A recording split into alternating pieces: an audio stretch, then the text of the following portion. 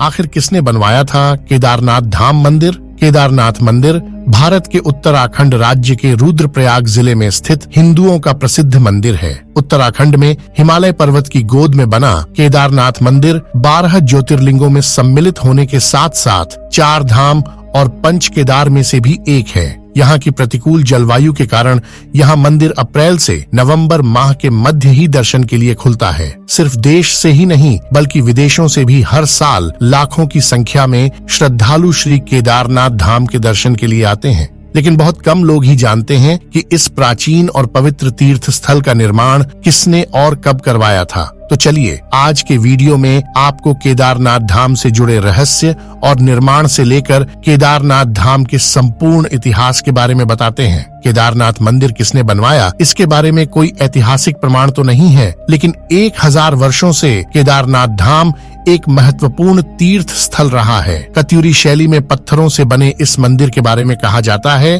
कि इसका निर्माण पांडवों ने पाप मुक्त होने के लिए करवाया था। कुरुक्षेत्र की भूमि पर 18 दिनों तक लड़े गए महाभारत के भीषण युद्ध के बारे में भला कौन नहीं जानता। इस युद्ध में सभी रिश्तों की बलि चढ़ गई थी, फिर चाहे वह गुरु शिष्य का रिश्ता हो, भाई भाई का या चाचा भतीजे का। 18 दिनों तक निरंतर कुरुक्षेत्र की भूमि कौरव पांडव की सेना के रक्त से लाल हो गई थी। महाभारत का युद्ध समाप्त होने के पश्चात विजय तो अवश्य ही पांडवों की हुई थी, लेकिन तब तक बहुत देर हो चुकी थी क्योंकि उन्होंने भी बहुत कुछ खो दिया था। युद्ध समाप्ति के कुछ समय बाद जब सभी पांडव भगवान श्री कृष्ण के पास बैठकर युद्ध के परिणामों व प्रभावों के बारे में चर्चा कर रहे थे, तब श्री कृष्ण ने उन्हें पश्चाताप करने को कहा। श्री कृष्ण के अनुसार पांडवों के ऊपर ब्रह्म हत्या, गोत्र हत्या, कुल हत्या, गुरु हत्या इत्यादि कई पाप चढ़ चुके थे। इसके लिए उनका प्रायश्चित करना आवश्यक था। पांडवों ने इसका उपाय पूछा तो श्री कृष्ण ने बताया कि इन पापों की मुक्ति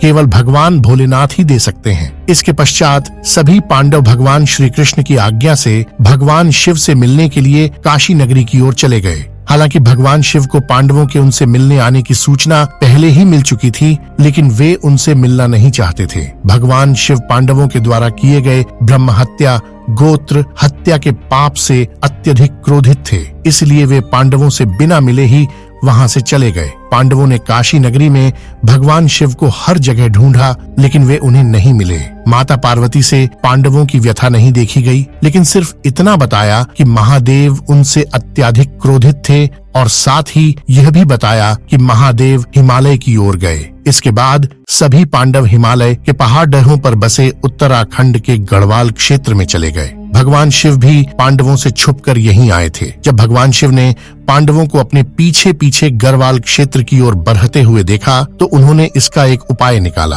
वहाँ पहाड़ों के बीच कई पशु घास के मैदान में चर रहे थे, तो भगवान शिव उन पशुओं के बीच गाय और बैल रूपी अवतार ले लिया ताकि पांडव उन्हें पहचान न पाएं। गढ़वाल के पहाड़ों पर भी पांडवों ने भगवान शिव को हर जगह ढूंढा, लेकिन वह उन्हें नहीं मिले। अंत में पांडवों को आभास हुआ कि भगवान महादेव इन्हीं पशुओं के झुंड में हो सकते हैं और महाबली भीम को एक उपाय सूझा और उन्होंने अपने दोनों पैरों को पहाड़ी के दोनों सिरों पर टिकाया और गहनता से महादेव को ढूंढने के लिए सभी पशुओं को अपने पैर के नीचे से निकालना शुरू किया। भीम के विशालकाय रूप को देखकर पहाड़ों के सभी पशुओं में हलचल पैदा हो गई और वे इधर उधर भागने लगे, लेकिन एक बैल अपनी जगह पर स्थिर खड़ा रहा। उस बैल पर भीम के विशालकाय रूप का कोई प्रभाव नहीं दिखा। यह देखकर भीम समझ गया कि यही बैल महादेव का रूप है जो बैल का अवतार लेकर हमसे छिप रहे हैं। महादेव को भी पता चल गया कि भीम ने उन्हें पहचान लिया है। यह देखकर वे बैल रूपी अवतार के साथ धरती में समाने लगे। भगवान शिव के बैल अवतार को धरती में समाते देख भीम तेजी से उनकी तरफ लपका और बैल की पीठ अपने हाथों से जकड़। इंग्लिश टीम के द्वारा बैल की पीठ अपने हाथों से जकड़े जाने के कारण वह वहीं पर रह गई, जबकि बैल के अन्य 4 भाग उत्तराखंड के 4 अन्य स्थलों पर निकले। आज उन्हीं 4 स्थलों पर 4 अन्य केदार हैं। इनमें भगवान शिव के बैल रूपी अवतार का मुख रुद्रनाथ में, भुजा दूधनाथ में, नाभि मध्य महेश्वर में व जटाएं कल्पेश्वर में प्रकट हुई थी। इन्हीं 5 जगह को सम्मिलित रूप से पंच केदार के नाम से जाना जाता है। अब सवाल यह है कि केदारनाथ मंदिर किसने बनवाया, इसका क्या इतिहास रहा है। तो चलिए आगे की कहानी जानते हैं। भीम के द्वारा भगवान शिव के बैल अवतार की पीठ पकड़े जाने के बाद वह वहीं रह गई थी। जब उन्हें बेल के बाकी 4 अंग 4 अन्य स्थानों पर प्रकट होने का ज्ञान हुआ, तब उन्होंने शिव की महिमा को समझ लिया। इसके बाद पांडवों के द्वारा ही इन 5 जगहों पर शिवलिंग की स्थापना कर शिव मंदिरों का निर्माण करवाया गया। इससे भगवान शिव सभी पांडव अत्यधिक प्रसन्न हुए और उन्हें सभी पापों से मुक्त कर दिया। हालांकि इसके बाद पांडवों के पोते जन्मेजय ने केदारनाथ मंदिर के निर्माण को और आगे बढ़ाया और यहाँ आम लोगों को पूजा करने की अनुमति प्रदान की। इसलिए केदारनाथ मंदिर के निर्माण में जन्मेजय का भी योगदान था। समय के साथ साथ पांडवों के द्वारा बनाया गया मंदिर जर्जर हो गया, वह कई जगह से क्षतिग्रस्त हो गया। फिर जब भारत की भूमि पर शंकराचार्य ने जन्म लिया, तब उनके द्वारा संपूर्ण भारत भूमि की पैदल यात्रा की गई। वह चारों दिशाओं में 4 धाम की स्थापना की गई। तब आदि शंकराचार्य ने केदारनाथ मंदिर का पुनः निर्माण करवाया था, जिसे आज हम देखते हैं। इसके बाद अपने जीवन के अंतिम समय में आदि शंकराचार्य ने इसी केदारनाथ मंदिर के पास ध्यान लगाया था, वह समाधि ले ली थी। उनकी समाधि आज भी केदारनाथ मंदिर के पास ही स्थित है। फिर 10वीं से 13वीं शताब्दी के बीच कई भारतीय राजाओं ने मंदिर का जीर्णोद्धार करवाया था, लेकिन कहा जाता है कि 13वीं शताब्दी के बाद केदारनाथ मंदिर विलुप्त हो गया था। केदारनाथ में केवल 2013 की प्राकृतिक आपदा ही नहीं झेली थी, बल्कि 400 वर्षों तक यहाँ मंदिर बर्फ से ढका रहा था। जी हाँ, सही सुना आपने। वाडिया इंस्टीट्यूट हिमालयी देहरादून के द्वारा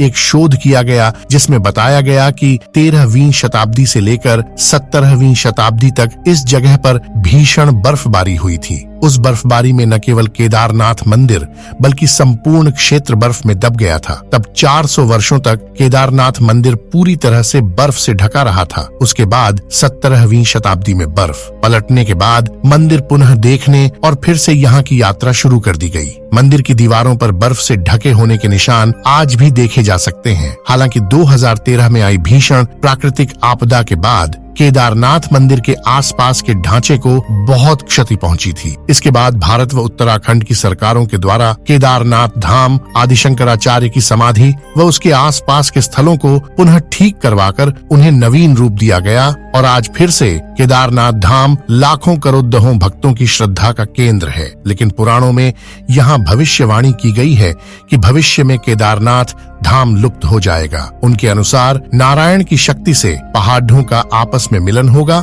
और इस क्षेत्र में स्थित सभी धाम लुप्त हो जाएंगे, जिनमें केदारनाथ व बद्रीनाथ मुख्य पहाड़ों के आपस में मिलन से इन धामों के मार्ग लुप्त हो जाएंगे व यह एक रहस्य बनकर रह जाएंगे। पुराणों में यह भी कहा गया है कि इसके बाद एक नया धाम बनेगा, जिसे भविष्य बद्री के नाम से जाना जाएगा। उम्मीद करता हूँ कि जानकारी पसंद आई होगी। अगर वीडियो अच्छी लगी हो तो कमेंट करके जरूर बताना और वीडियो को लाइक और चैनल को सब्सक्राइब करना बिल्कुल मत भूल जाना। चलिए मिलते हैं ऐसे ही किसी नेक्स्ट वीडियो के साथ।